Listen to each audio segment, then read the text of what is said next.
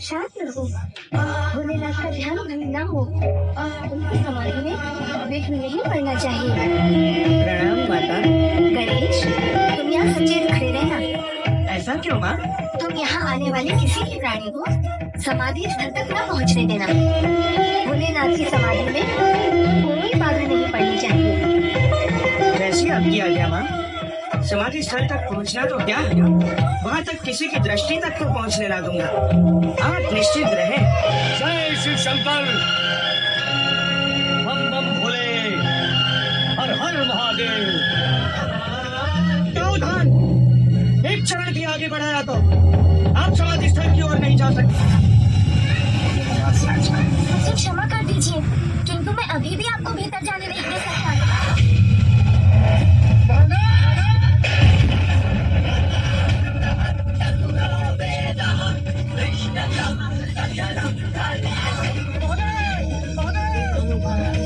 प्रभु, क्रोध तो हमसे उन्हीं का अपमान करा देता है जिनका हम सम्मान करते हैं।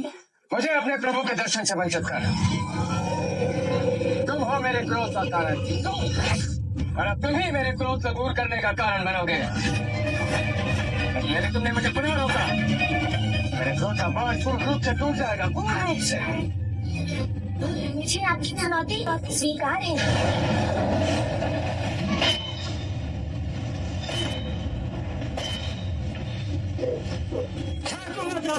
मेरे परशुराम सुनो, परशुराम सुनो।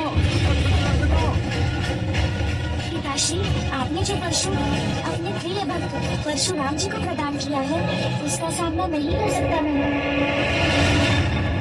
क्योंकि मैंने उसे रोका तो वो आपका अपमान होगा। मुझे अपने प्रभु से दूर रखने का परिणाम भुगतना होगा तुम्हें।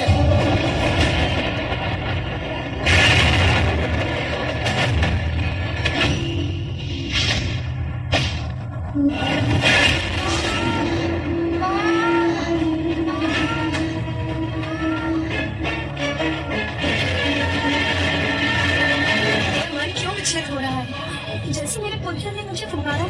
मुझे शीघ्र जाकर देखना होगा। ये चक्कर वाला दिनेश को नाते चुप करने के साथ में नाते लोग इतना बड़ा अहित कर दिया उसने। पुत्र गणेश,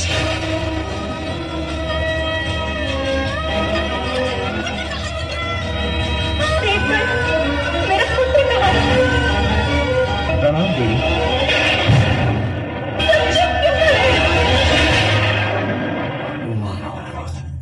शांत माँ।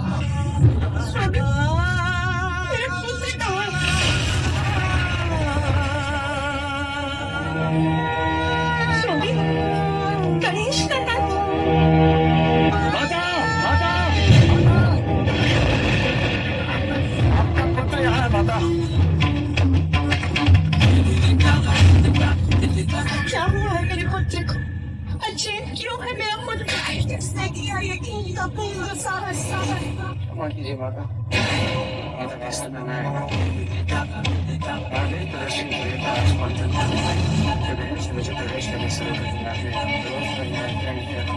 अच्छा, आपको भीतर नहीं आने दिया मेरा पुत्र?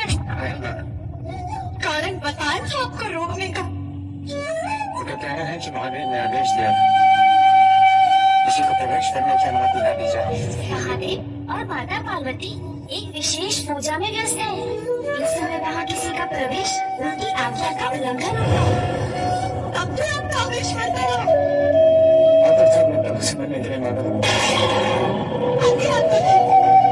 क्या हो? बताइए मुझे।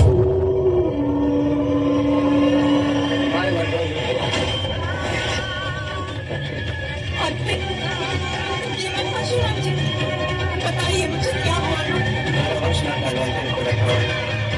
मैंने अपने पशु से प्रहार कर दिया।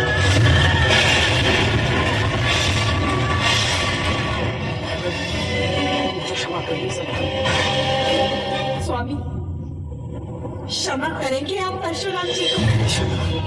मुझसे पूर्व तो मैंने तुमसे क्षमा मांगी है। तो मेरा निर्णय ये है कि मैंने इन्हें क्षमा नहीं किया। अब क्या करें? कैसे शांत करें माता के क्रोध का?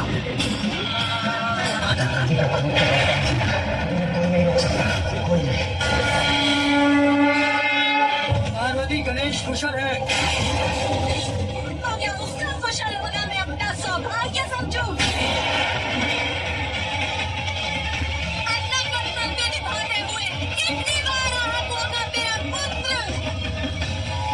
कोई भी ऋषि हम कैलाश में प्रवेश करने का प्रयास करेगा और मेरे पुत्र के रोकने पर वो उसका अंत करने का प्रयास करेगा। इतना बड़ा अपराध करने वाले को दंडित नहीं करना चाहते हैं तो क्या करना चाहते हैं? मैं उस दिन की प्रतीक्षा करूं जिस दिन मेरे पुत्र का कोई बड़ा अहित हो जाएगा। भूल परशुराम ने की है, ये पार्वती का दोष ही है। अब नारायण ही इसको अपने अवतार में रोक सकते हैं। प्रणाम वामन देव जी। आपकी महिमा से कौन नहीं परिचित, जिन्होंने अपने 3 पग में ही संपूर्ण ब्रह्मांड को नाप लिया था। जो हुआ उसी में इस संसार का, आपके पुत्र गणेश का और परशुराम जी का कल्याण छिपा है। कल्याण? कैसा कल्याण? गणेश एक ही दल से उपपूर्णता पा सकते थे, इसलिए उनका दांत टूटा। एक दंत होकर गणेश इस संसार को अद्वैत का संदेश दें। उनके इस रूप से इस संसार को ज्ञात होगा कि परमेश्वर एक ही है। इसके लिए परशुराम जी से उत्तम और कौन हो सकता था? माता, ये तो महागणपति की ही लीला है।